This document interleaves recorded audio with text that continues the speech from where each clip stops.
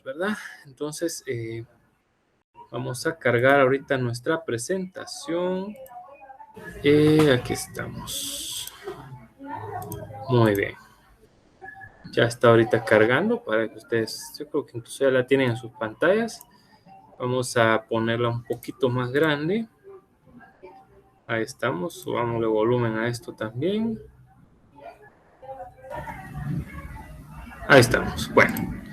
Entonces, le decía a mis apreciables estudiantes que hoy para esta sesión número 8 vamos a estar platicando acerca del servicio público y de los contratos administrativos de forma general, porque debo decir que de forma general me hubiera gustado que siguiéramos viendo los temas de los recursos, pero bueno, por ahí hubo, la programación nos tira que sea así.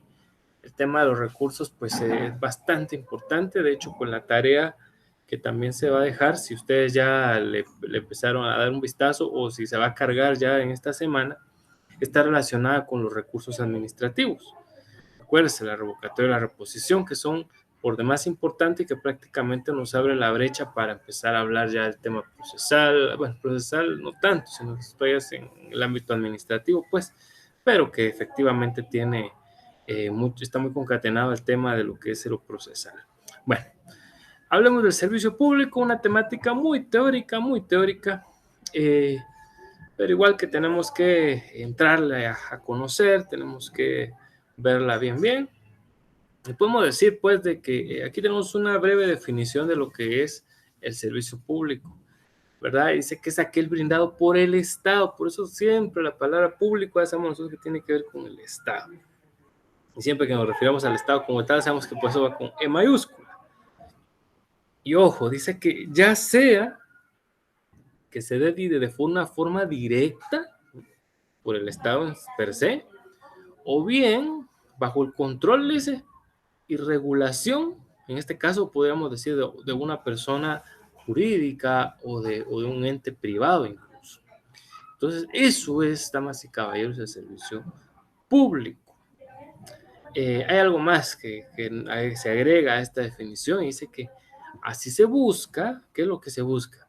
Bueno, esto está más relacionado con el ámbito económico, ¿verdad? El abastecimiento, dice, de la población de ciertos productos que puedan ser considerados esenciales. Digamos, la luz, el agua, son servicios esenciales. Bueno, incluso el Internet ya últimamente ha entrado casi que a esa categoría de decir que es un producto esencial, ¿no? Porque miren, para lo que nos está sirviendo en este caso, para poder tener nuestra sesión, ¿verdad? Nuestra clase de forma virtual. Bueno, entonces, por supuesto, el servicio público también va a buscar el bien común como tal. Es parte de ser. Sin embargo, pues, bueno, hay aspectitos que debemos de recordar y de tomar en consideración. Es de que, pues, en Guatemala no necesariamente todo el mundo tiene servicios, está con los servicios públicos que los pueda tener. Hay personas que no cuentan con agua potable, que no cuentan con luz eléctrica, que no cuentan con telefonía, pues casi que con nada. Entonces, los servicios públicos se tienen que trasladar a otro tipo de cosas, ¿no? También es un servicio público, por supuesto, asistir y hacer una solicitud ante un ente administrativo, no solamente aquello que está concatenado a prestar como tal un servicio relacionado a un tema de consumo, ¿verdad? No solo es por esa vía. Entonces, por eso, pues, la última referencia de que pues, el servicio público busca también el bien común, aunque reiteramos, no necesariamente todas las personas tienen desafortunadamente acceso a los servicios públicos. Esa es una triste realidad. Actualmente hay dos leyes muy buenas en Guatemala y esas sí son buenas. Entiéndase la ley para las telecomunicaciones y firmas electrónicas y también la ley que tiene poquito de estar ahorita vigente, que es la ley de simplificación de trámites administrativos, que hoy creo que no dije ni bien el nombre, pero la van a encontrar ustedes como la ley de simplificación, ¿verdad? Entonces, de trámites administrativos, solo con que eso digan, ahí ustedes se las van a dar. Y esto tiene mucho que ver con el tema de los servicios públicos, porque es absurdo, bueno, al menos en las entidades centralizadas, ya no le van a pedir lo que esa misma entidad emite. ¿Cómo así? Digamos, si usted va a registrar, por así decirlo, a una persona jurídica o hace alguna circunstancia que tenga que ver con una persona jurídica, el REPEJO, que es el Registro de Personas Jurídicas del Ministerio de Gobernación, y el ministerio, imaginémonos que le pide a usted una constancia de inscripción, esa constancia ya no tiene que agregarla, ¿verdad? Según el artículo 14 de esa ley, si esa constancia la emite ese propio registro o cualquier entidad de ahí mismo, no tiene por qué pedírsele, ¿verdad? De oficio, la autoridad la tiene que ingresar, fíjese. Entonces, eso está muy, pero repito, muy amarrado al tema del servicio público, ¿verdad? Es parte de tratar de optimizarlo, me parece que eso sí fue muy adecuado. Recuerdo que, por cierto, ahorita, el año pasado, antes yo ni sabía que esa normativa iba a entrar en vigencia y sobre eso estaba trabajando una tesis de una especialidad y bueno, resultó que al final esa ley se trajo por tierra una propuesta de tesis que su servidor estaba haciendo, pero así es la vida, así nos toca y ahora pues estamos otra vez de cero empezando con un nuevo tema. Qué bueno que al menos esa idea que yo tenía ya la habían pensado algunos diputados y pues no es literalmente lo mismo que yo tenía planeado, pero obviamente involucra mucho la utilización de cosas electrónicas, el hecho de que no se le tenga que pedir a la persona documentación que la misma entidad ya genera, ¿verdad? Porque eso es un gasto innecesario. Ojalá esa ley abarcara todo, inclusive las entidades autónomas. ¿Cuál es el caso del RENAP? Porque yo creo que si alguno de ustedes trabaja para alguna oficina de algún colega, pues sabe muy bien que, digamos, uno da un aviso de matrimonio y tiene que ingresar las certificaciones de partida de nacimiento, las copias de DPI, pero ¿por qué? Si no RENAP emite esas cosas, pues entonces ojalá, ¿verdad? Poco a poco eso vaya creciendo y con ello pues también nosotros no tengamos que tener la obligatoriedad de estos documentos, ¿verdad? Así es pues de que es parte de lo que también se trata de optimizar en el servicio público. Bueno, hablemos ahora de los criterios que se utilizan para determinar un servicio público, disculpe.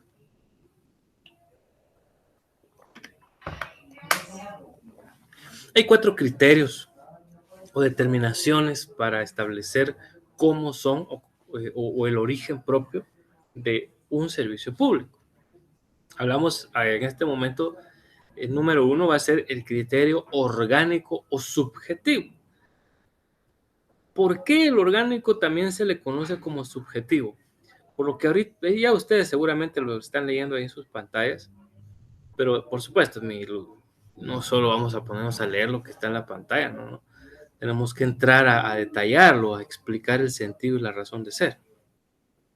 ¿Por qué se llama subjetivo? Bueno, porque justamente está relacionado con lo que ustedes acaban de ver seguramente, que dice que el criterio orgánico no es la actividad a desarrollar, sino el órgano encargado de su presentación.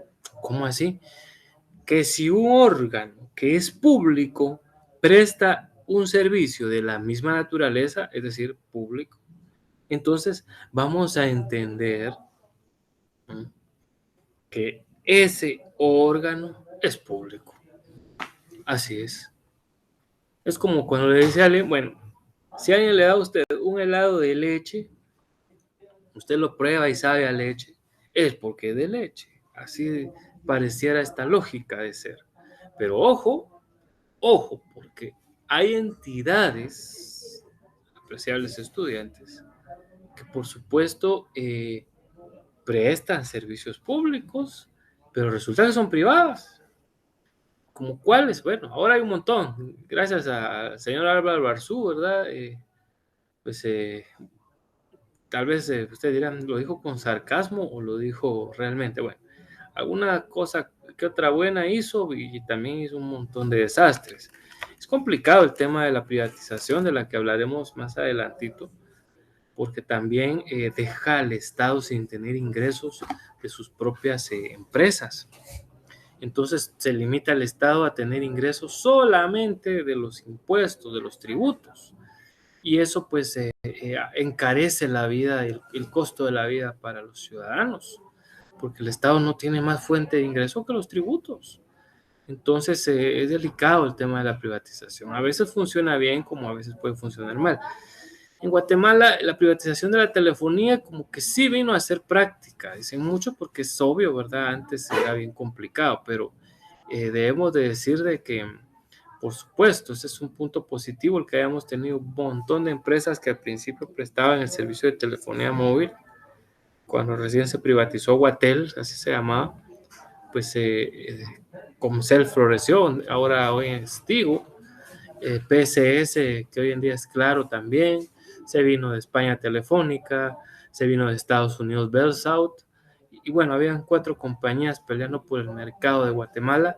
Hoy en día pues prácticamente se han quedado solo 2, las 2 más poderosas, las otras han vendido acciones o simplemente se fueron. El tema aquí, para no perdernos, es ¿por qué estamos hablando de esto? Porque si aplicamos el criterio orgánico o subjetivo, si el órgano que me está prestando el servicio, ¿verdad? Como tal, me está dando una cuestión pública, entonces según este criterio yo tendría que pensar que ese órgano es público. Por eso dice ahí, lo que cuenta en la determinación del servicio para el criterio orgánico no es la actividad a desarrollar, sino el órgano encargado para su prestación. Bueno, ahora, no presta la actividad. Vaya. La actividad pareciera que es pública, sí, pero el órgano, la pregunta que de mí me viene aquí a decir, pero ese órgano es público, es decir, Tigo es público, la respuesta es que no, ¿verdad? Entonces, según el criterio orgánico subjetivo, pues, como el órgano no es público, entonces ese servicio de telefonía hoy en día no puede catalogarse de público. Ahí estábamos ya para dejar en claro, para terminar esta idea del criterio orgánico, que al principio por eso decíamos, pareciera muy, muy, muy lógico de que si algo es público y me presta servicio público, debe ser público, pero no. El criterio orgánico se va por la otra vía, no estima la actividad, sino toma al órgano y evalúa si el órgano es público o no. Entonces, hoy en día, damas y caballeros, en síntesis podemos decir que el servicio de telefonía no es un servicio público. Es un servicio al público, sí, pero un servicio público no. Bueno, avancemos. El otro criterio que tenemos es el criterio funcional material, también llamado teleológico. Este es interesante además porque nos dice que nos habla de la naturaleza, esto es importante, del servicio. Aquí dice la definición, veamos. Imprime la necesidad de satisfacer a este. Así, si el servicio público que se presta se destina a satisfacer una necesidad de carácter general, entonces será público. Aquí, por eso aquí al final dice, atiende al fin que persigue. Aquí sí hablamos diferente del anterior. Aquí, como es un criterio principalmente material, entonces, según esta lógica del criterio funcional, si el servicio que se está satisfaciendo es público, el órgano es público, ¿verdad? Entonces, porque se va a la materia y no al órgano como el anterior criterio que vimos. Ahora hablamos del criterio jurídico. Vea que aquí hay 2 criterios y esos son los últimos 2, el criterio jurídico y el legalista. Pareciera que son sinónimos, ¿eh? De hecho, pues normalmente nosotros utilizamos el término, la palabra jurídico y normalmente la ponemos como sinónimo del término legal. Pero vamos a ver la pequeña brecha de diferencia entre un criterio jurídico para determinar si un órgano, si un servicio es público, es lo mismo que el criterio legalista. El criterio jurídico, acá lo estamos leyendo, nos habla de que el servicio está regulado por un régimen jurídico especializado. Obviamente, ese régimen jurídico emana del derecho público, ¿sí?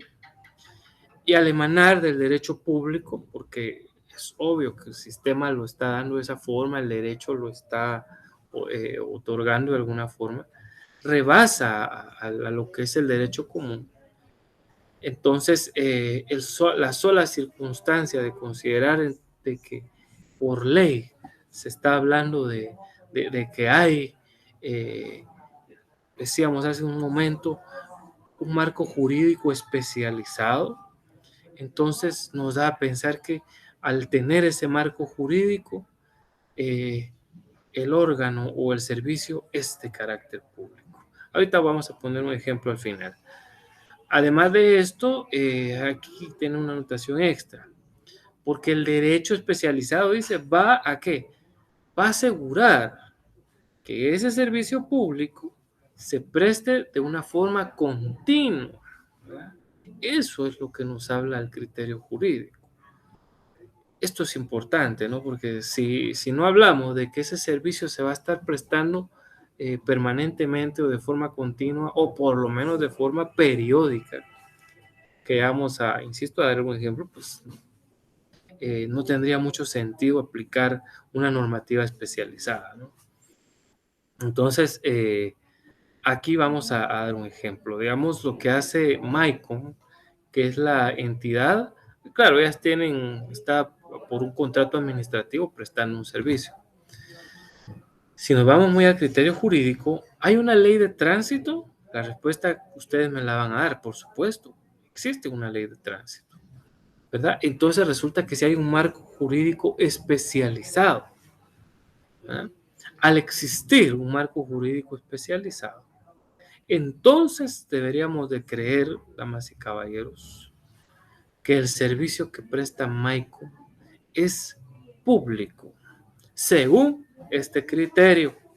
Ahora usted me dirá, bueno, a ver, ya me hice bola, y según el criterio, el primero que vimos, el orgánico, según el orgánico, no, porque el orgánico dice, el órgano que la presta es Maico, y Maico no es una persona del Estado. Entonces, según el criterio, repito, según el primero que vimos, no lo sería. Según el criterio funcional, sí, ese sí, porque nos está diciendo de que, bueno, si el servicio que se presta es de carácter como tal público y va a atender una necesidad del público, pues es público.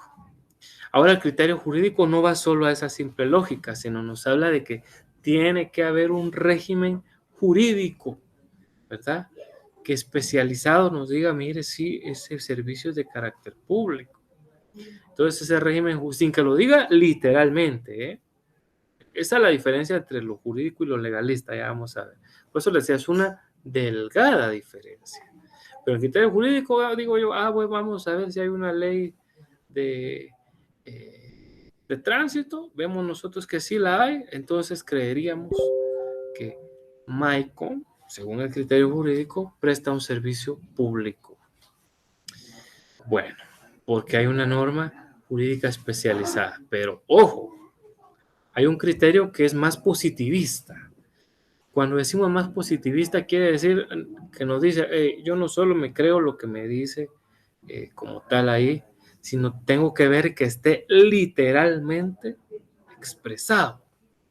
Ese criterio es el legalista, este último que está en sus pantallas. El criterio legalista nos dice que el servicio es público si la ley dice que el servicio es público. Y si no, no tengo por qué yo andar creyendo que lo sea. Vamos a dar otro ejemplo. Lo que hace ahora RENAP, el Registro Nacional de las Personas. El RENAP nos presta el servicio de identificar a la ciudadanía, de llevar un registro de todas las personas individuales. Yo siempre he dicho que RENAP, el nombre correcto hubiese sido RENAPI, ¿verdad? Porque es el registro de personas individuales, no de personas jurídicas. Pero bueno, lo dejaron solo RENAP y ya ustedes saben, ¿verdad? La historia ya la conocen mejor que yo. El caso es de que si aplicamos el criterio legalista, tendríamos que decir, bueno, el servicio que presta RENAP es público solo si la ley del RENAP dice que lo es. De otra forma, no.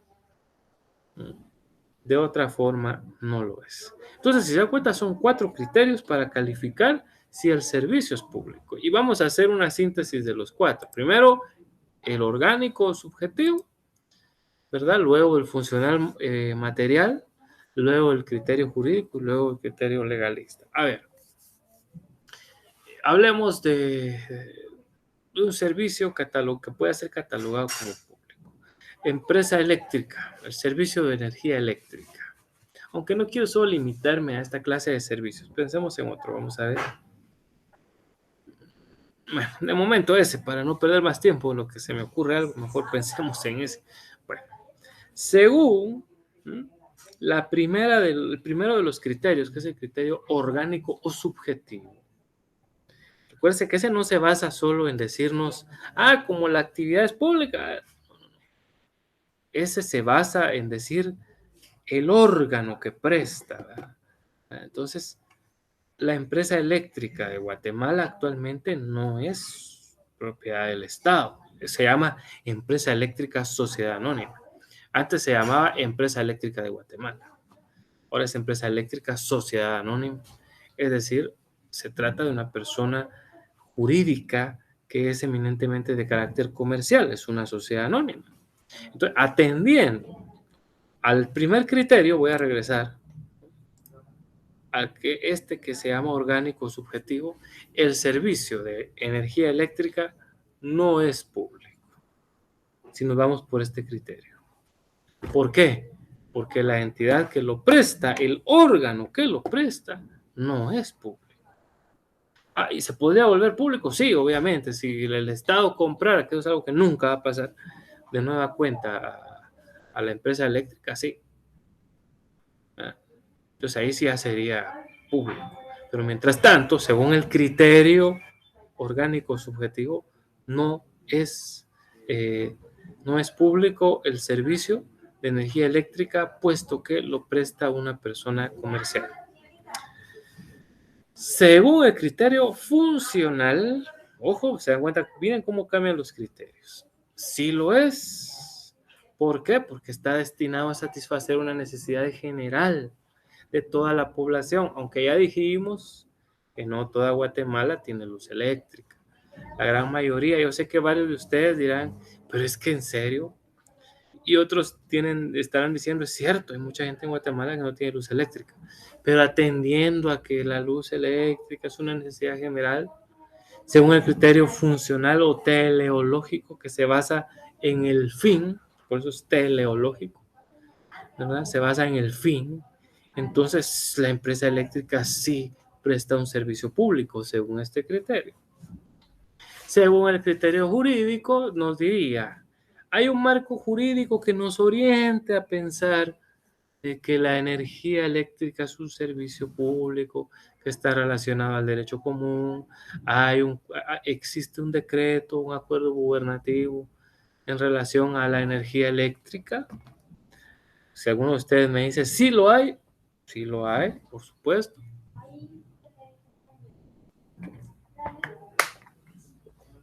Entonces, dado a que sí lo hay, según el criterio jurídico, también sería un servicio público. Ahí se concatenaron, ¿eh? Vea la línea entre uno y otro, es delgada. Ahora el criterio legalista, pues ese sí es más claro en decirnos, pues si hay una ley que sí diga literalmente, dicen que no hay que decir literal, sino hay que decir literalmente. Esa es la mejor forma, es la forma correcta de expresarse. Entonces, si literalmente dijera la ley que el servicio de energía eléctrica es público, entonces lo es. Pero si no, podrán haber normas que digan hay servicio de energía eléctrica que es prestado a la población, pero como no dice literalmente que es público, según la teoría legalista no lo consideraríamos así. Ahora, si la ley sí dijera el servicio de energía eléctrica es un servicio público, entonces según la teoría legalista, ahí sí, ¿verdad? Porque literalmente lo dice la ley. Entonces vean eso. Por eso les decía, y si usted me dirá, aún no me queda muy clara la diferencia entre el criterio jurídico y el legalista, reitero, el criterio jurídico se basa solo con que haya una norma especial. no tiene que decir que el servicio literalmente es público. Con que haya una norma, basta. Es decir, y es ahí donde yo les da el ejemplo de la ley de tránsito hace un momento. Hay una ley de tránsito que regula que hay licencias y todo eso, sí, la hay. Se llama así, ley de tránsito. Entonces, según el criterio jurídico, basta con que haya una norma especializada que diga algo relacionado para otorgarlo como un eh, eh, servicio público. El criterio legalista es más específico y dice que tiene que expresar literalmente la ley que el servicio este es público.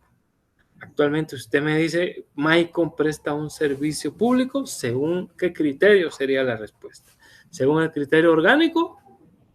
No, porque Maicon es una SA, una sociedad anónima. Según el criterio funcional material, sí, sí es un servicio público el de las licencias.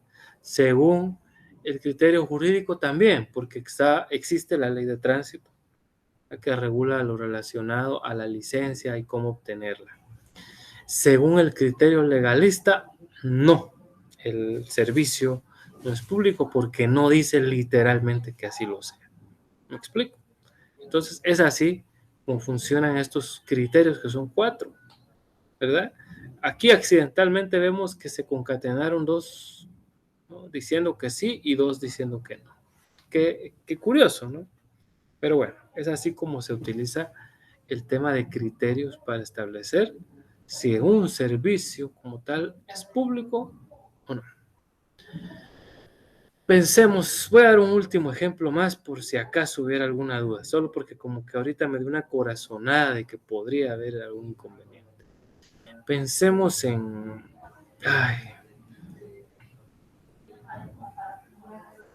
el registro de la propiedad.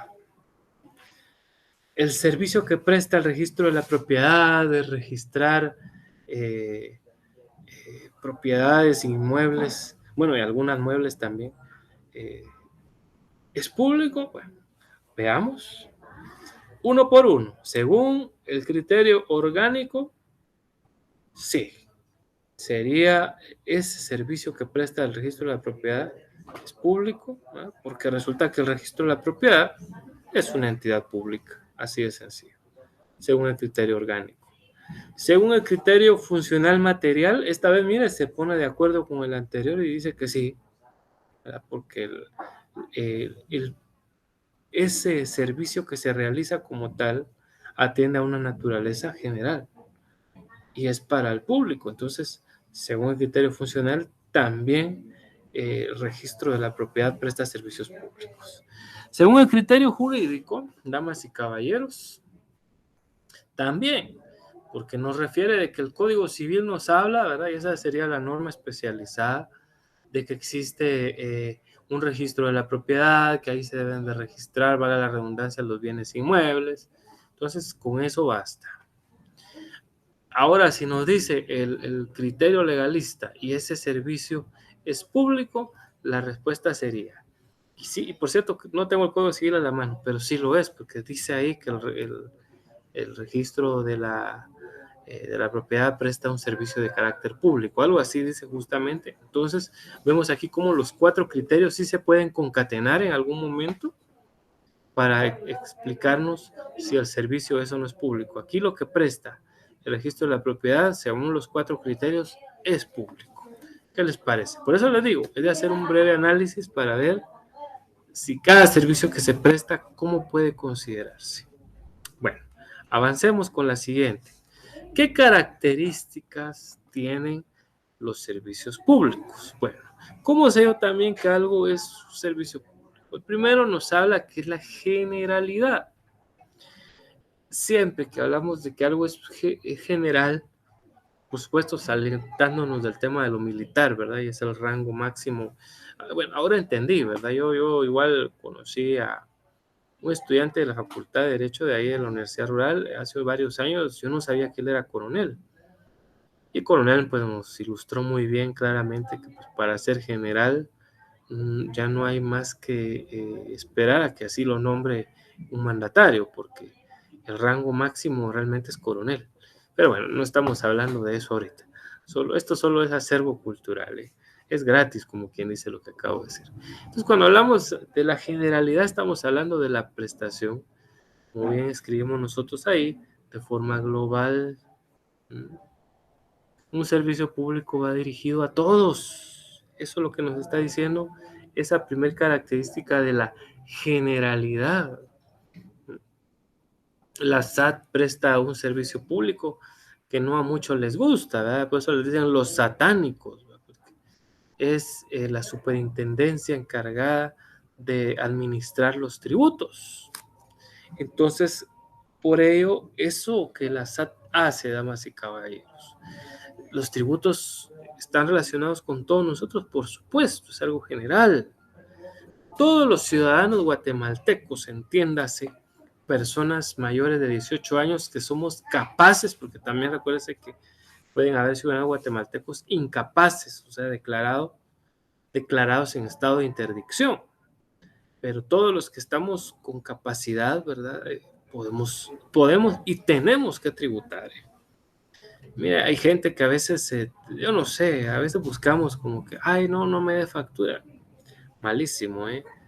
Y porque no lo digo yo, ni solo porque lo dice el Estado, es que hasta el mismo Jesús lo dijo, al César lo que es del César. Ahí pide su factura, ¿eh?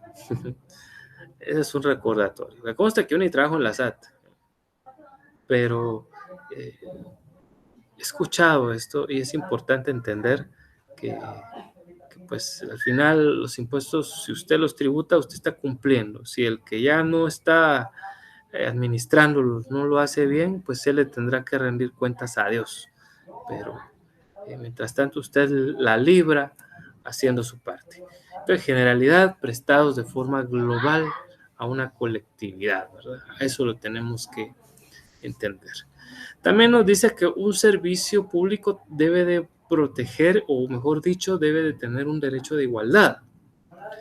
Cuando hablamos de igualdad, estamos refiriéndonos, por supuesto, a que no se puede hacer discriminación de nadie.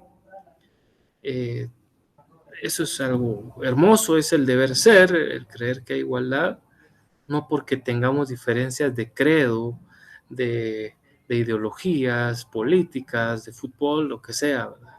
Entonces se me debe tratar con igualdad. Entonces el servicio público busca eso, ¿no? Un trato igual, o al menos así debería de ser para todas las personas. Yo me acuerdo que hace años cuando quise poner un negocio, un colegio para ser específico, hace varios años, había una de trabas en la municipalidad, y eso es algo que dejó de herencia el señor Arzú, la famosa ventanilla única de la construcción, que es más un dolor de cabeza que otra cosa, y que se convirtió en un verdadero tormento burocrático por todo el montón de documentos que hay que hacer. Ese servicio que presta esa ventanilla única de la construcción no es igual, ¿eh? No habla de igualdad, y les voy a decir por qué. Decía que para los bienes inmuebles que se les tenía que cambiar el uso del suelo, que estaban aquí en el centro histórico, había que sacar un dictamen, un expediente de la dirección no sé qué, ya ni me recuerdo muy bien, de antropología y no sé qué más. Pero si yo hubiera buscado poner ese negocio, que era un colegio, ya les dije, allá en Villanueva, el alcalde de repente ni siquiera está pidiendo eso para poder, ni siquiera tal vez el cambio del suelo, pero aquí en la ciudad sí, hay que cambiarle el suelo a un negocio, ¿qué le parece? Entonces resulta, ojo, que no todo, aquí dice que la igualdad sería una de sus características, pero no, mis estudiantes. En la práctica no ocurre eso, los servicios públicos no son iguales. Yo le estoy dando el clarito ejemplo ahorita de cómo se da en la ciudad capital, e incluso les debo decir, varía dentro de la propia ciudad capital. Si usted quiere poner un colegio en zona 1, digamos, le piden diferentes requisitos a que si usted lo quiere poner en zona 18. Imagínense. Entonces, ¿dónde está la igualdad? Y me contestó un tipo, es que si fuera fácil poner un colegio, cualquiera lo pondría. El problema es que si en Guatemala no facilitamos a que haya negocios, ¿cómo queremos que nuestro país progrese, verdad? Es una extraña, yo no sé por qué Guatemala, la gente nos gusta ponernos zancadillas entre guatemaltecos, no debería de ser. Vamos a la tercera característica, ya estoy hablando otra vez de política, ¿verdad? Hablemos ahora de la regularidad.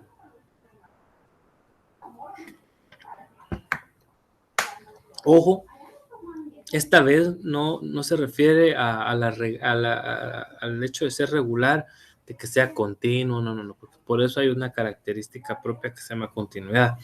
Aquí decimos de regularidad porque está regulado, así de simple, así de sencillo. Esto ya es como regresar al famoso criterio que vimos antes, ¿no? El criterio jurídico al criterio legalista, ¿eh? Decimos de que el servicio público normalmente está regulado. Normalmente así es. Por eso entendemos que es como tal un servicio público. Hablamos de un tema ahorita que lo voy a dejar en qué pensar, el Internet. ¿Eh? ¿Será que el uso de Internet estará regulado? ¿Eh? ¿Cómo va a catalogar usted al servicio del Internet según los criterios que vimos anteriormente? ¿Lo catalogaría como un servicio público o como un servicio privado? Ahí lo piensa, y después, no necesario, obviamente ahorita no podemos interactuar desafortunadamente, pero piénselo, hágase esa pregunta y al final de la clase pues vamos a resolverlo. Hablamos ahora de la continuidad.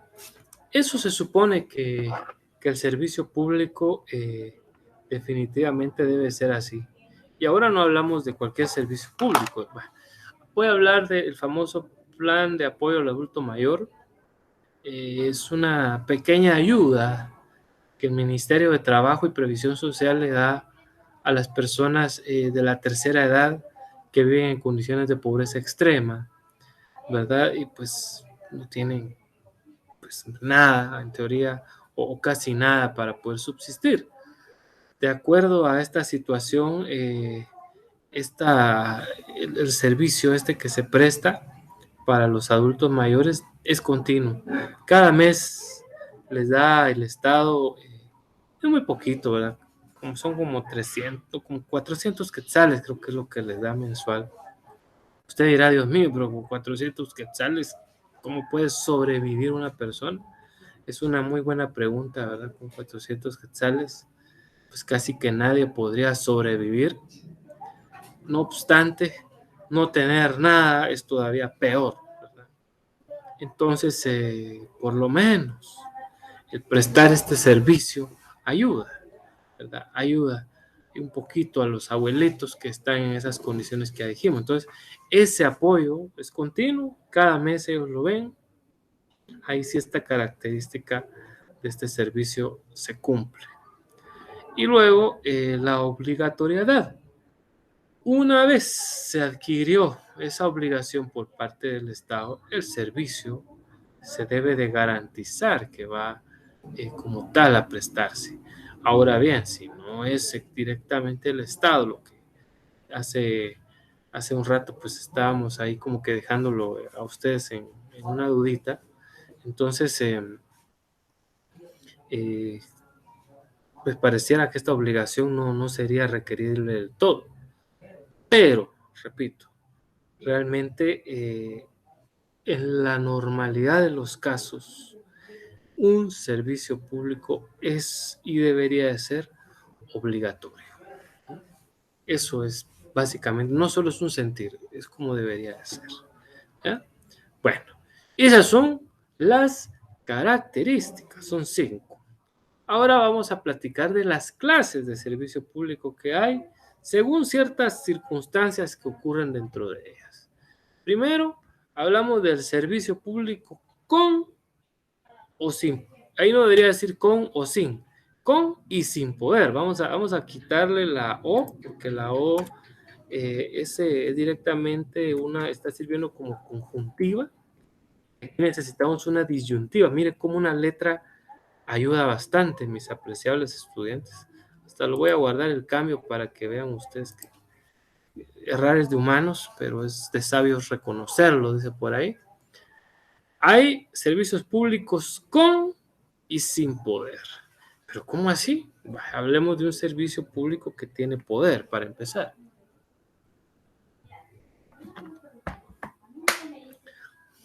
Bueno, y este servicio público es ni más ni menos que una licencia de construcción. Ese es un servicio que se presta, y ojo, porque tiene poder. El poder que le permite a una persona valga la redundancia, de poder edificar su inmueble, hacerlo más grande, remozarlo, hacerle modificaciones, etcétera, etcétera, ¿verdad? Entonces vemos que hay ciertos servicios públicos que le dan a una persona cierto poder, ¿no? Para poder actuar.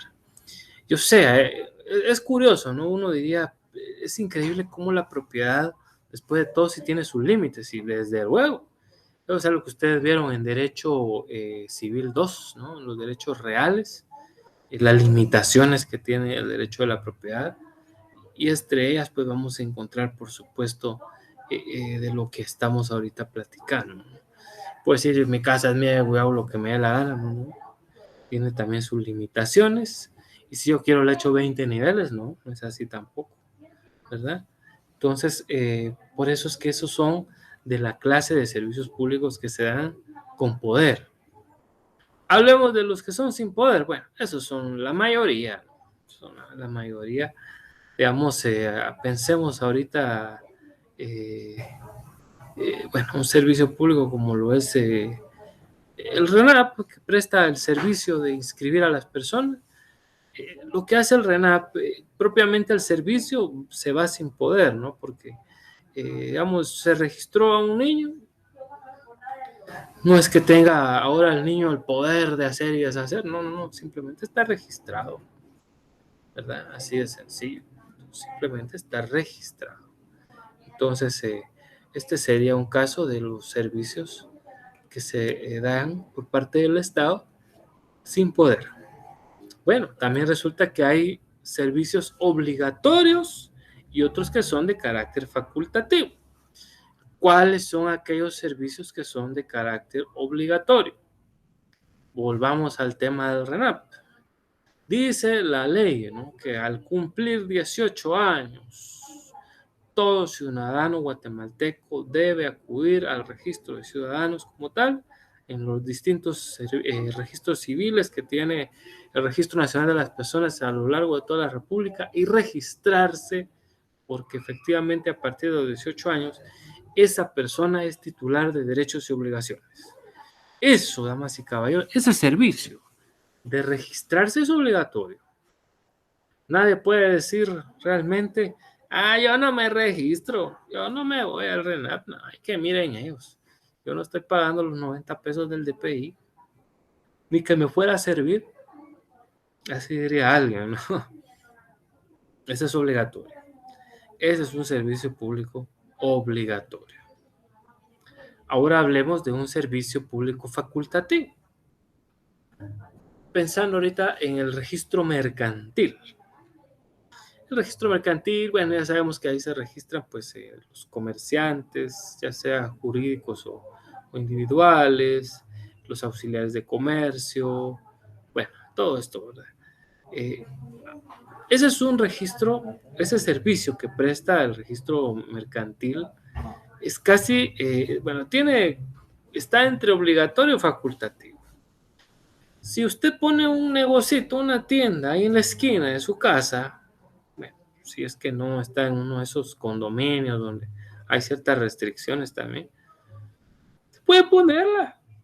No es necesario que vaya a registrar esa tiendita de barrio al registro mercantil. No es necesario, es una facultad, pues. Lo puede hacer, lo puede hacer. Le saca su patente de comercio y listo. Pero como tampoco puede hacerlo, no lo hace, como muchos de los paisanos aquí lo terminan realizando, ¿no?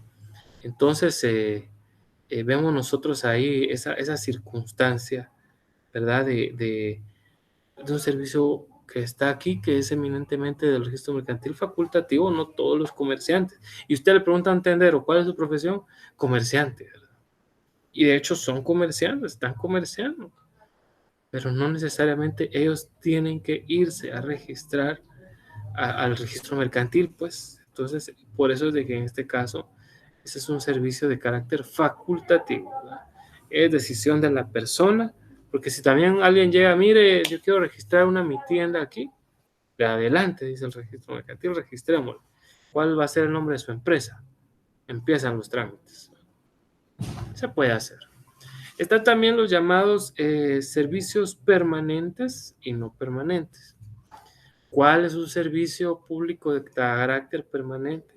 Que se puede prestar para siempre, como siempre, pero todo el tiempo puede prestarse esa clase de servicios, ¿verdad? Hablemos ahorita de las licencias de conducir. Bueno, no, esa no. Hago stop, porque esa no es permanente. Hablemos de un servicio que sí sea permanente. Bueno, se me ocurre en este momento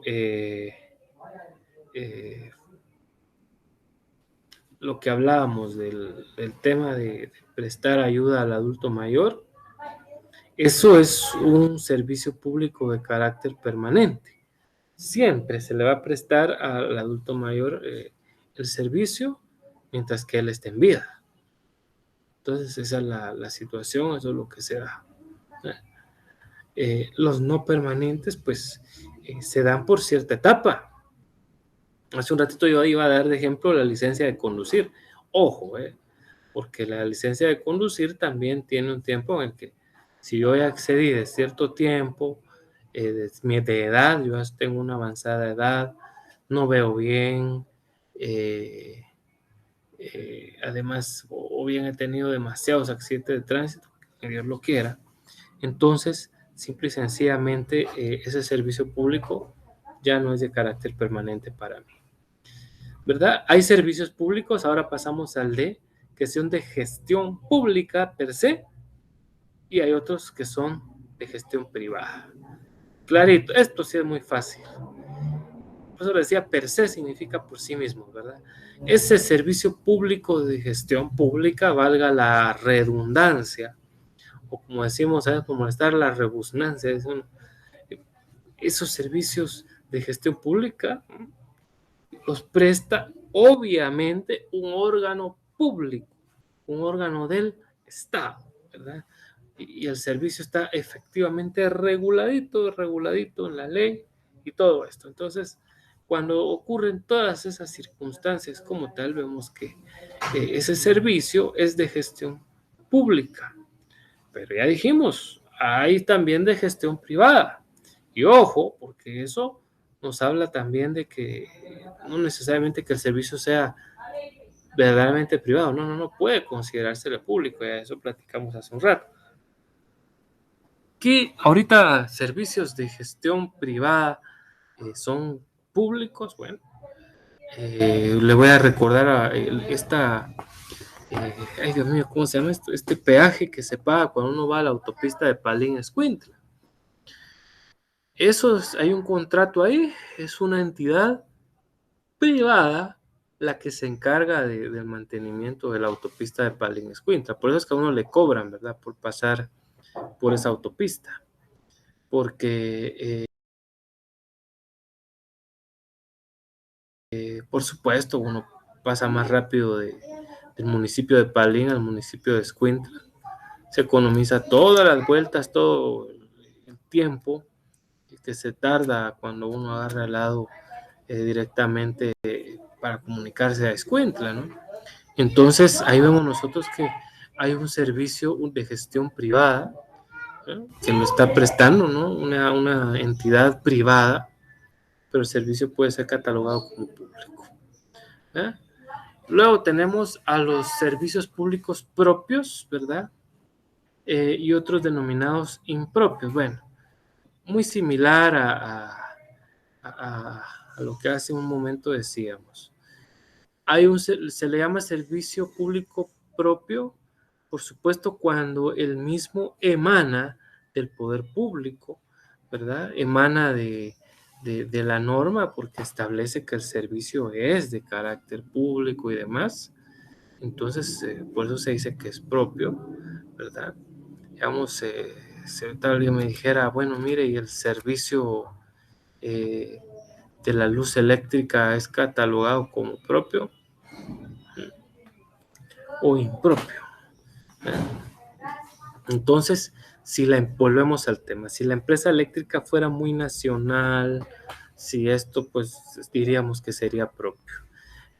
Como la empresa eléctrica no es actualmente propiedad del Estado de Guatemala, sino de una entidad mercantil, resulta que el servicio ese que se está prestando es de carácter impropio porque lo realiza alguien que, por supuesto, no es la entidad que debió realizarlos, ¿verdad?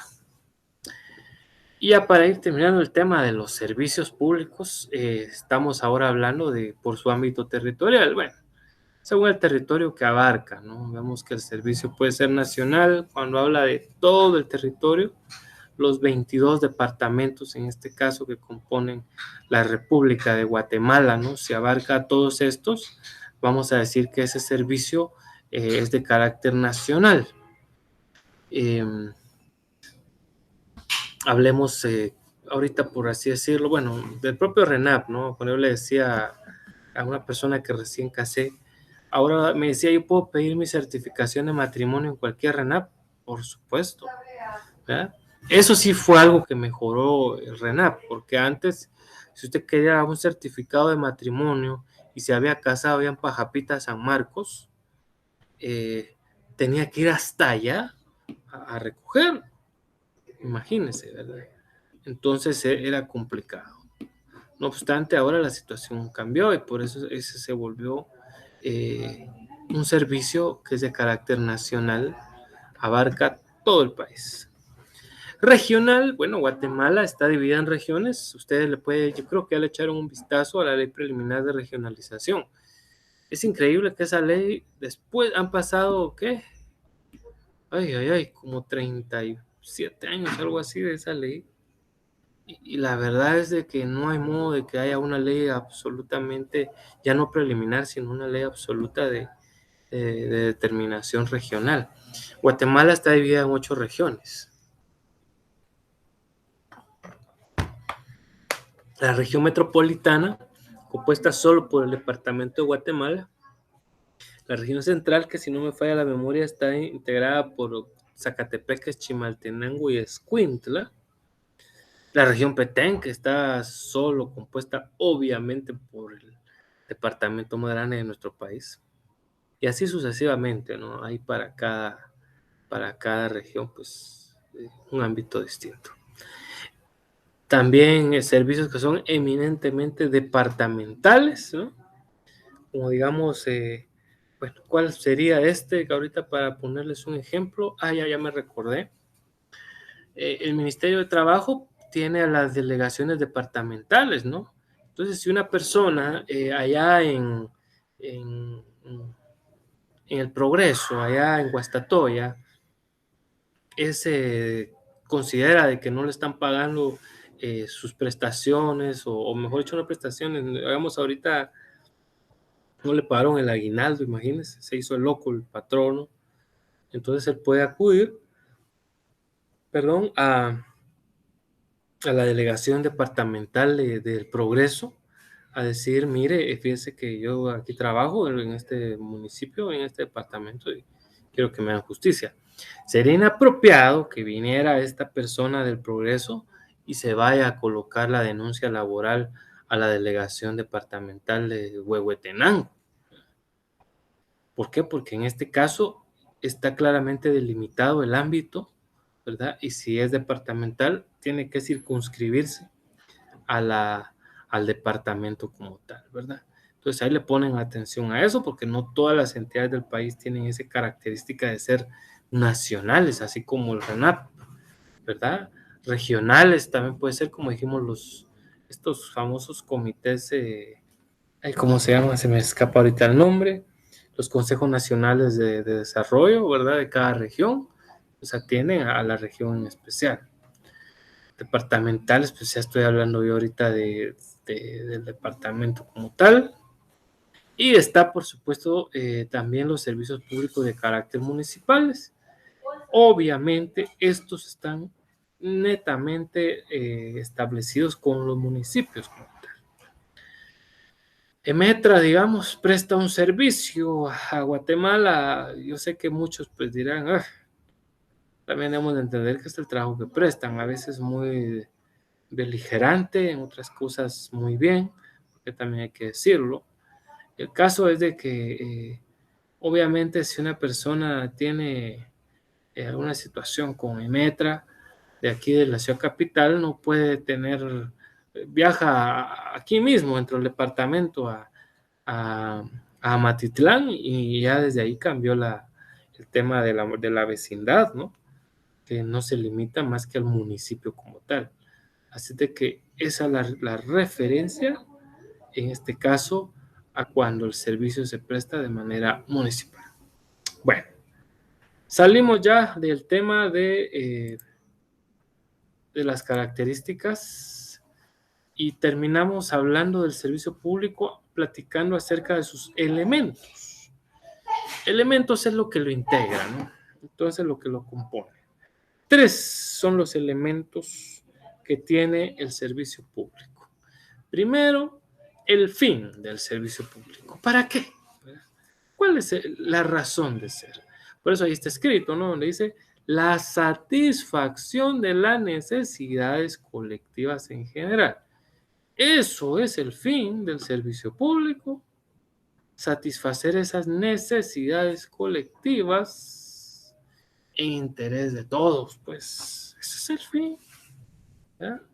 El fin del servicio público. O si usted me dice, bueno, podemos decir que eso es bien común, por supuesto, también lo podemos decir, es el bien común, pero para tenerlo aquí de una forma mucho más explícita, pues ya sabemos es eso, y no tan general como solo decir el bien común.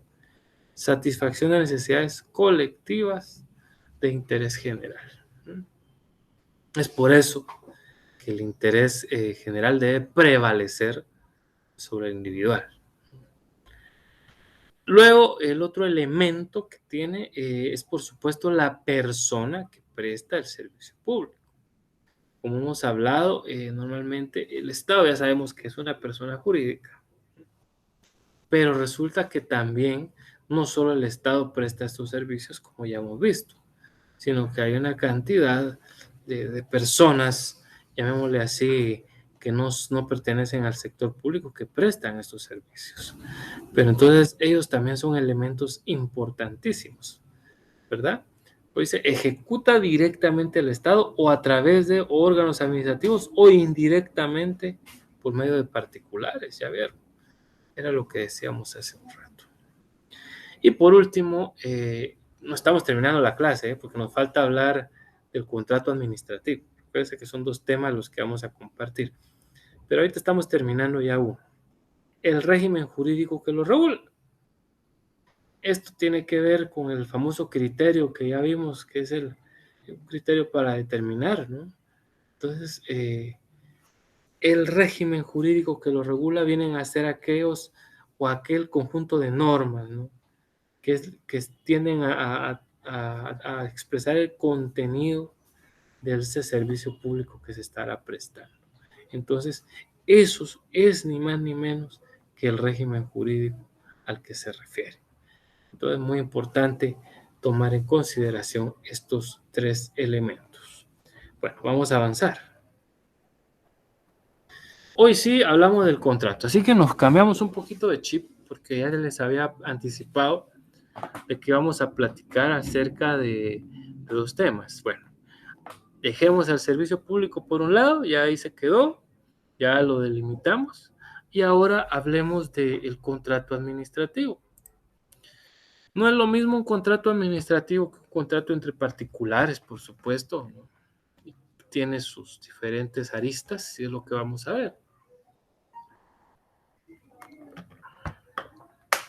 Por ende, a mí me encantó esta definición que vi ahí de la página de Estudiantes Pro Derecho, y es la que yo plasmé acá, que dice que un contrato administrativo es una declaración de voluntad bilateral, ¿ah? Va en doble vía, es recíproca. ¿Entre quién? El Estado, por supuesto, porque si hablamos que el contrato es administrativo, tiene que haber Estado de por medio, ya sea a través de sus órganos centralizados, o sea, los ministerios, las secretarías, sus entes descentralizados, los institutos distintos que hay, ¿verdad? Sus entidades autónomas también, las 5 entidades autónomas que existen. Bueno, hay más entidades autónomas, pero hay 4 constitucionales que vimos, las que estoy hablando la semana antepasada. Pero también no solamente se realiza entre estos entes, sino también entre personas individuales, colectivas, ¿eh? Que son, por supuesto, personas públicas, personas privadas, que definitivamente pues también asumen compromisos que van a venir a determinar pago de honorarios, pago del servicio como tal en sí. Entonces esta definición que vimos, ahorita yo la analicé, la desglosé, la hice más grande, si usted se da cuenta, para que entendiéramos muy bien qué es un contrato administrativo. Vaya, es una declaración de voluntad bilateral entre estados, sus entidades, ¿no? Personas individuales o jurídicas, con el compromiso de pagar honorarios y que estos le presten el servicio. Ahí lo acabo de resumir. Bueno, ojo, ¿qué características tienen los contratos administrativos? Son, en muchos casos, no tienen las mismas características de un contrato entre particulares, obviamente. ¿Verdad? ¿Y por qué? Por esto, vean, la primera característica, preferencia del Estado. Recordémonos que el Estado no está relacionado directamente con el presidente, no es el presidente. Cuando hablamos del Estado, hablamos de todo el Estado en su conjunto. Población, territorio, todo lo que compone ordenamiento jurídico, todo, ¿no? Todo eso es, por supuesto, la primera característica de un contrato, que tiene que haber preferencia del Estado.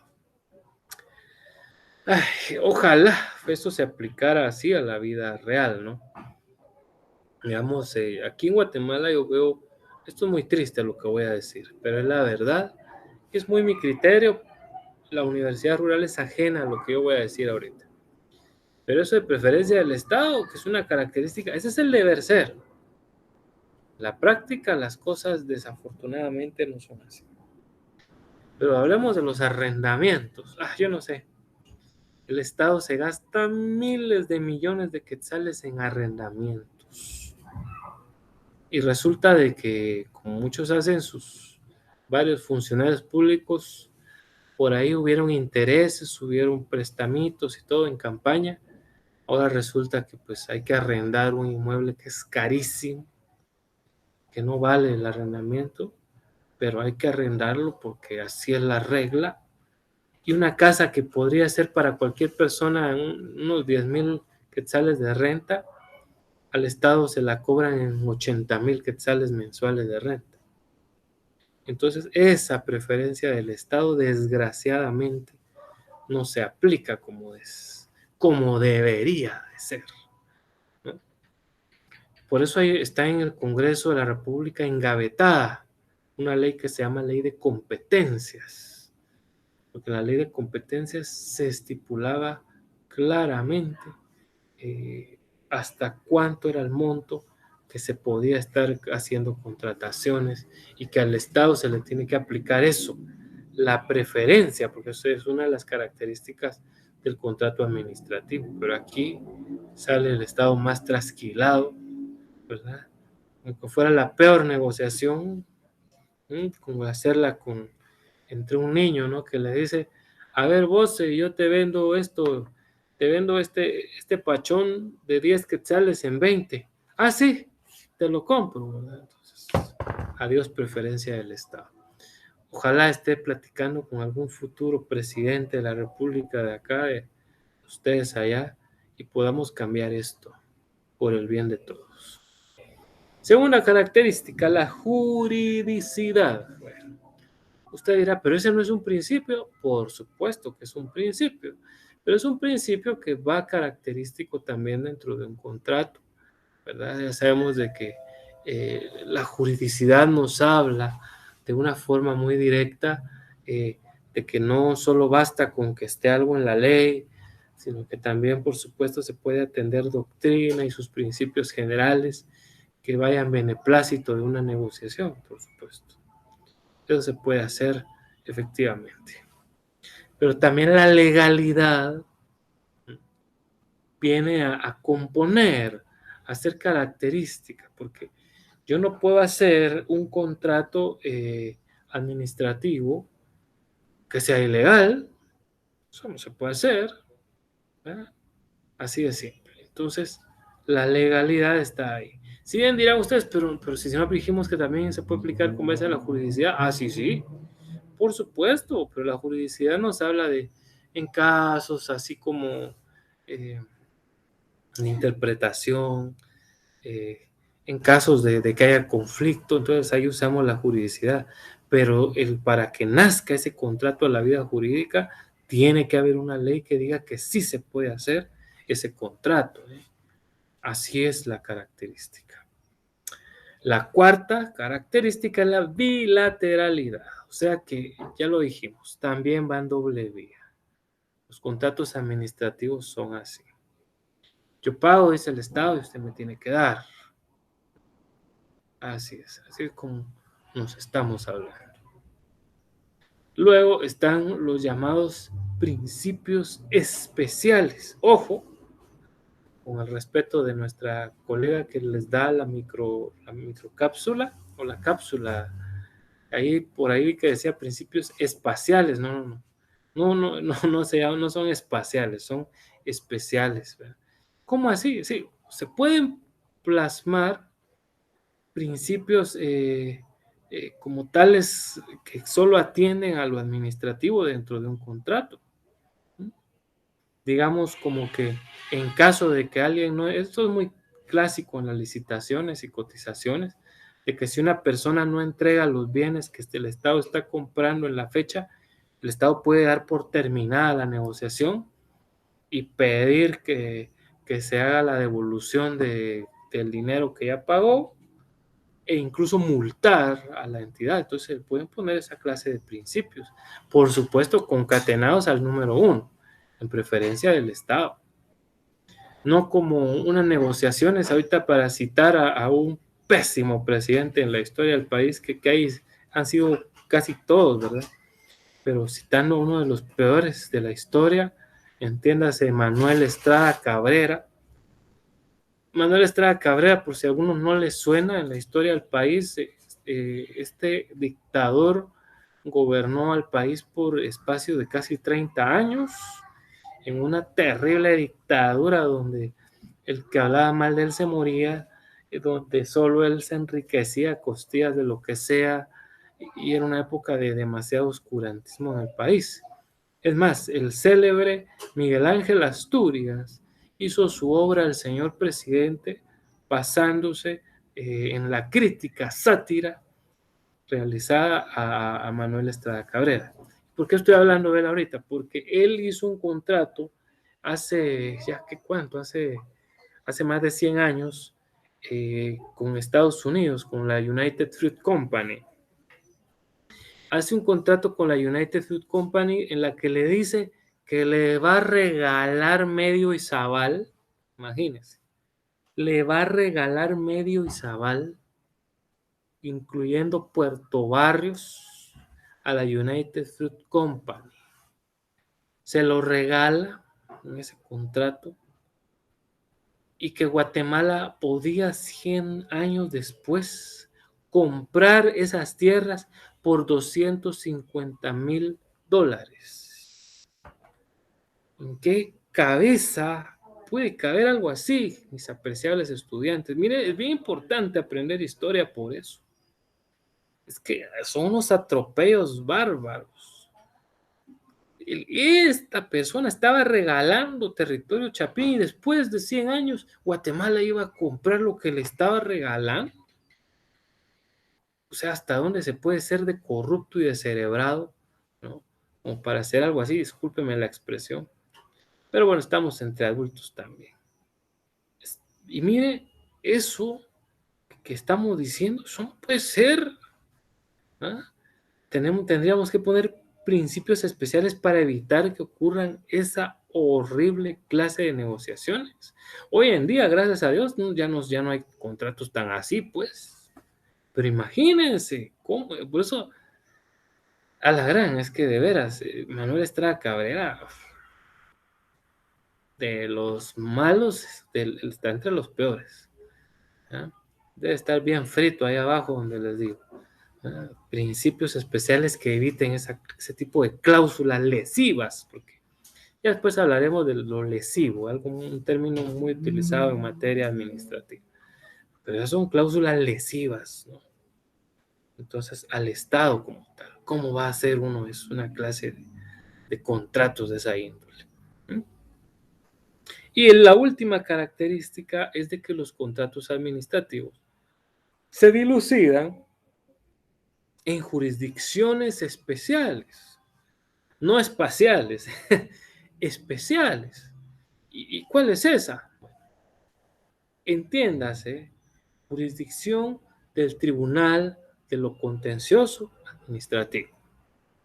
Si alguna o alguno de ustedes trabaja para el Estado, sé que por ahí alguna vez han visto los contratos que dicen hay alguna cláusula que dice, se van a solucionar entre las partes de forma amigable o hasta agotar la vía conciliatoria. Pero, y ahí viene el famoso pero que vale, en el caso que no se pongan de acuerdo, ¿eh? Se irá a la vía de lo contencioso administrativo. Eso, damas y caballeros, es la jurisdicción especial. Hay una vía contencioso administrativa. Y recuerden que esa es en única instancia. No hay dos instancias. No hay juzgado de primera instancia de lo contencioso administrativo. No, no. Hay sala de apelaciones del Tribunal de lo Contencioso. No se llama así, se llama sala del Tribunal de lo Contencioso Administrativo. Ese es el nombre correcto. Pero es una sala de apelaciones, pues. El tribunal está compuesto por 3 magistrados, no por un juez. ¿Me explico? Entonces es una jurisdicción especial, ¿verdad? La que se lleva para poder dilucidar cualquier inconveniente que haya en esta clase de contratos administrativos. Bueno, esas son las características. Hablemos ahora de los elementos del contrato administrativo.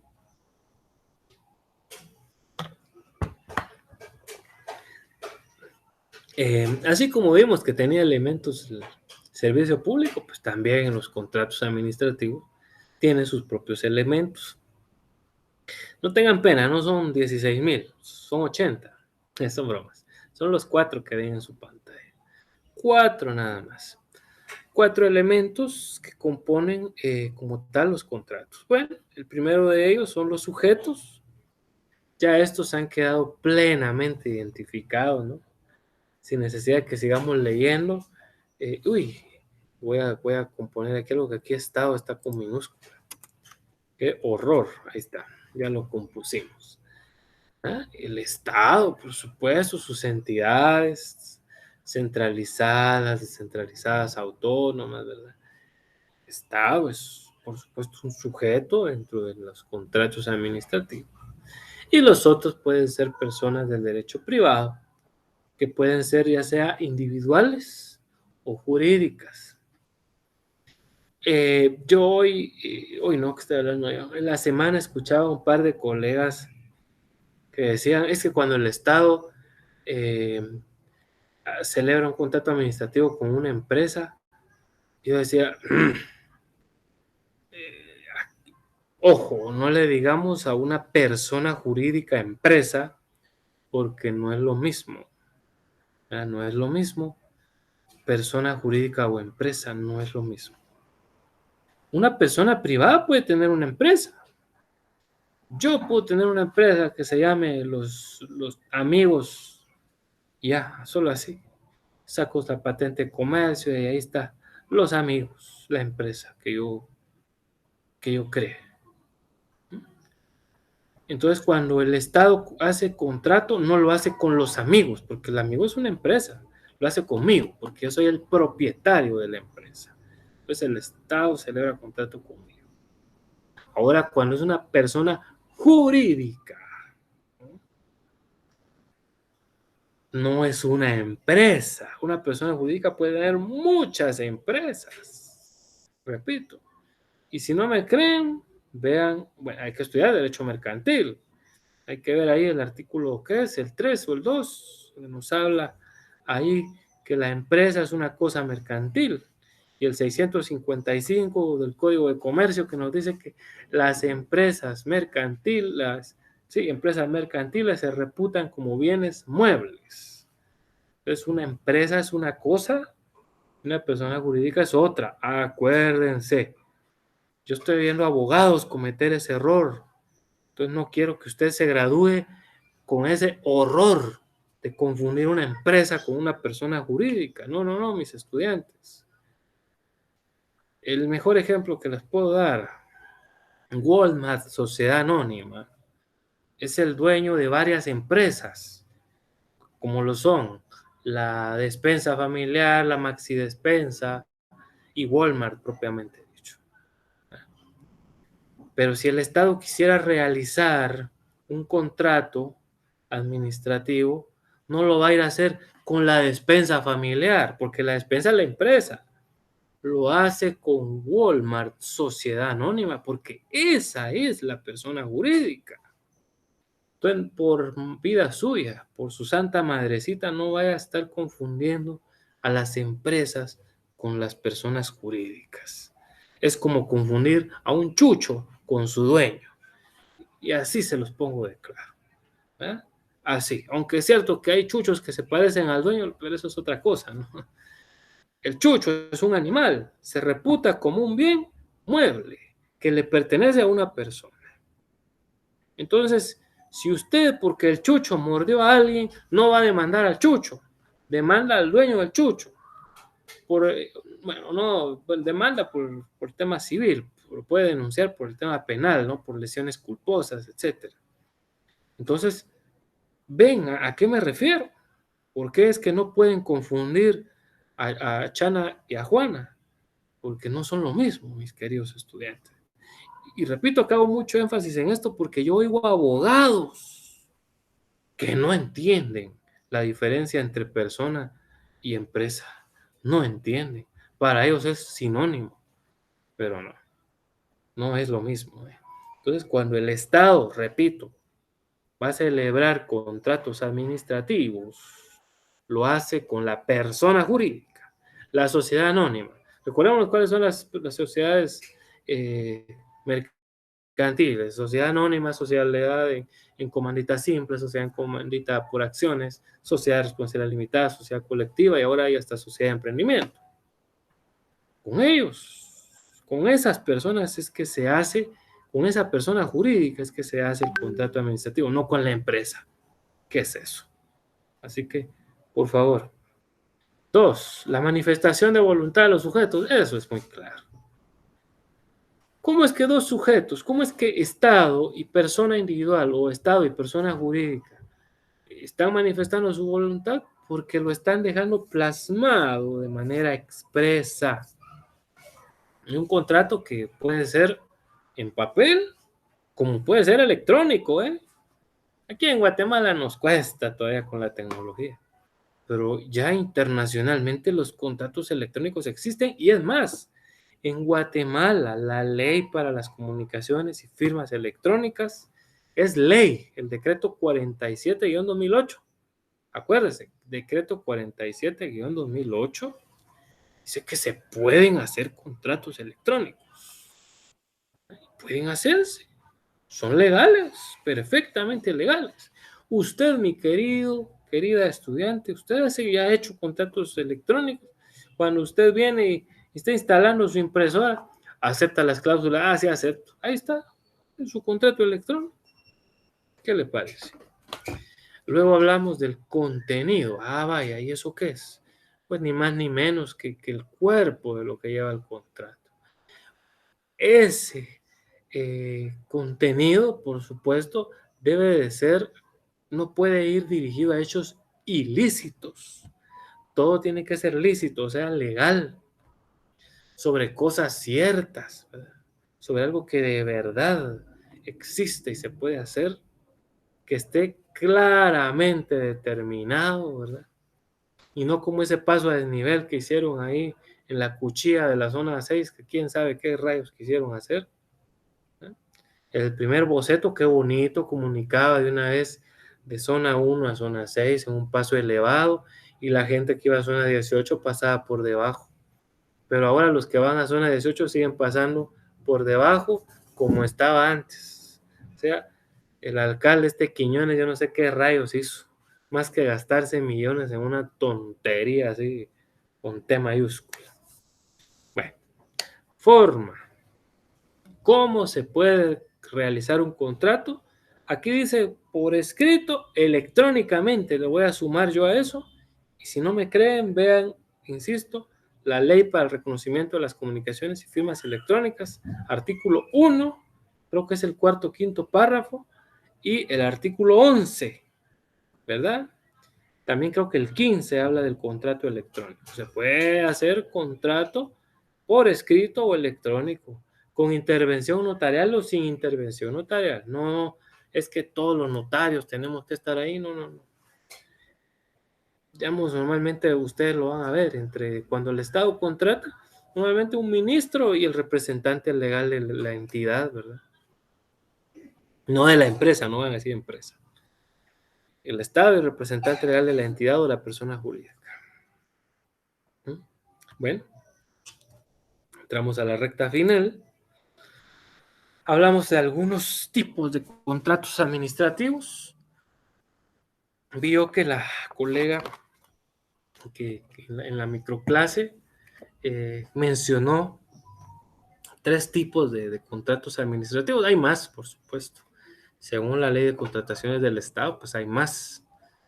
Pero aquí vamos a hablar de negociaciones. Yo pienso que más que tipos de contratos son tipos de negociaciones administrativas. Hablemos de la primera, la concesión administrativa.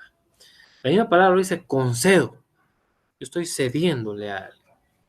La concesión resulta que a través de este contrato el Estado autoriza, ¿verdad?, como ente público a una entidad privada para que ésta pueda explotar un servicio, ¿eh?, como si se tratara de forma privada.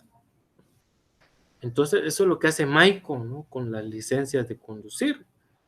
Aunque debo de decirles algo, mis queridos estudiantes, hasta hace más o menos, fue como en el 2015, creo yo, nos dimos cuenta estudiando de fondo, Maicon no tenía un contrato de concesión con el Ministerio de Gobernación, la Policía Nacional Civil y su Departamento de Tránsito, no.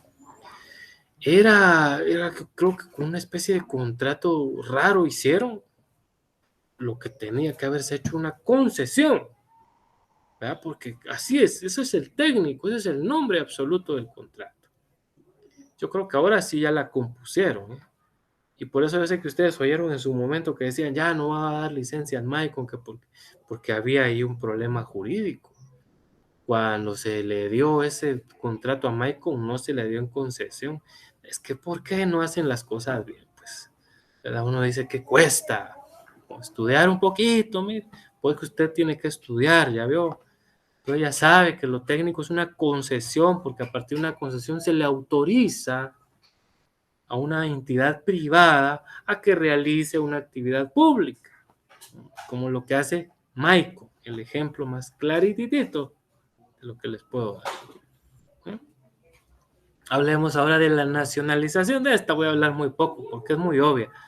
La nacionalización, en palabras simples, es cuando el Estado compra una entidad bueno, llamémosle así, una industria que ya vendió hace tiempo, está prestando un servicio público, el Estado la compra. Yo me acuerdo, mis pobres paisanos, hace unos años, hacían protestas para que se nacionalizara la empresa eléctrica de Guatemala otra vez. Ay, Dios. Para eso se necesitaría una cantidad de plata bárbara. Entonces al Estado ya no le conviene, ni tiene el dinero para comprar la empresa eléctrica otra vez. ¿Y qué van a hacer? ¿Y qué va a hacer el Estado para...? Entonces, olvídese. Claro, con visión de nación, un buen gobierno puede venir y tratar de nacionalizar ciertas empresas que sí vendió a personas jurídicas, ciertos negocios públicos que vendió, que de repente sí puede, que el Estado les sirvan para sacar nuevamente plata. Pero esa es la nacionalización. La privatización, recuerdo yo, el que llevó a su sumo esplendor, esto fue don Álvaro Arzúa. Este señor, bueno, pues es cierto, la privatización trajo pros y contras, porque también hay que ser justo. El pro es de que todos andamos con celular, ¿verdad, muchachos? Todos, hasta el más sencillo de los chapines, carga su celular ahí. El que no tiene celular es extraterrestre, ¿verdad? No, eso es producto del beneficio de la privatización. No obstante, como ya lo dije, también el problema es de que deja al Estado sin empresas para generar dinero, ¿verdad? Entonces, solo tributos. Entonces, ¿qué es la privatización? Me gusta esta definición porque es de una página de economía. Dice que es un conjunto de fórmulas organizativas en el ámbito del sector público. Aquí sí la estoy leyendo, porque esta no es, insisto, no es una definición netamente legal. Pero me gusta por lo que nos dice. Que pese a perseguir fines de interés general, ¿ya vieron? Pese a perseguir fines de interés general, tienen personalidad privada. Ahí está, por eso me gustó. Tienen personalidad privada, mis queridos estudiantes. Telwa, ahora es claro, ¿no? Ahí está, tiene una personalidad privada. Es una persona privada. Aún ostentando condición de organismo público, dice. Eso de organismo sí está mal, porque sería órgano, eso sería la palabra correcta. Voy a corregirla después, por esta no es mía, no es una definición propia. Pero, obviamente, se rige en mayor o menor medida al derecho privado, por supuesto, mis queridos estudiantes. Ahí sí no, de una vez la voy a corregir, ¿verdad? Porque, aunque insisto, no es mía, ahí la vamos a poner en cursiva, pues, para que esta es de una página de economía que nos gustó mucho porque, repito, nos menciona este tipo de situaciones como que pese a perseguir fines de interés general, tienen personalidad privada, ¿verdad? Porque eso es lo que se hace a través de ese conjunto de fórmulas. ¿Y qué son esas fórmulas? Cuando el Estado vendió, pues, una entidad, una empresa que era propia del Estado. Recuerden que el Estado es persona jurídica. Eso ya lo vimos en el artículo 15 del Código Civil. Entonces, el Estado vendió una de sus empresas, en este caso, ¿verdad? Y al venderlas, pues a través de ese conjunto de fórmulas, pese a perseguir interés general, ahora hay personalidad privada, aún ostentando condición de un órgano público, por supuesto, aún bajo esas circunstancias. La privatización es, ahora en palabras simples, es la venta de entidades o empresas del Estado a particulares. Entiéndase, personas individuales o jurídicas. Repito, es la venta de entidades o empresas del Estado a particulares. Eso es, en palabras simples, la privatización. Por ahí yo sé, muchos se los mencioné. Ya con esto termino, porque ya estoy sobre el tiempo. Mucha gente hablaba de la privatización de la USAC. Desde que yo estudié hace muchos años allá, recuerdo que haber oído hablar de eso, pero eso sí es absurdo. La USAC no se va a privatizar. Primero hay que modificar a la Constitución, que dice que es una entidad autónoma del Estado. Y modificar la Constitución solo así no se va a poder. Uno. Dos, ¿verdad? ¿Quién va a estar verdaderamente interesado en comprar a la Universidad de San Carlos? No porque tenga algo de malo, no, no, no. Pero si es una entidad pública, que no tiene, en la USAC uno no paga mayor cosa, entonces es obvio, ¿no? Es como que les dijera, el Estado quiere privatizar el Ministerio de Educación, eso no se puede hacer, hombre. Entonces hay cosas que también no debemos de caer en el ridículo, ¿verdad? Pero muchas veces hay compañeros que en esa época no entendían y solo salían también a manifestar porque no querían recibir clases. Usted no sea así. Yo le agradezco desde ya su atención. Hasta aquí estamos llegando a esta clase número 8. Así es pues que mi querida y querido estudiante, si Dios nos lo permite, pues vamos a estarnos saludando la próxima semana a la misma hora, por este mismo canal, le diría. Cuídense mucho, que tengan muy buenas noches y buen provecho para los que ya van a cenar.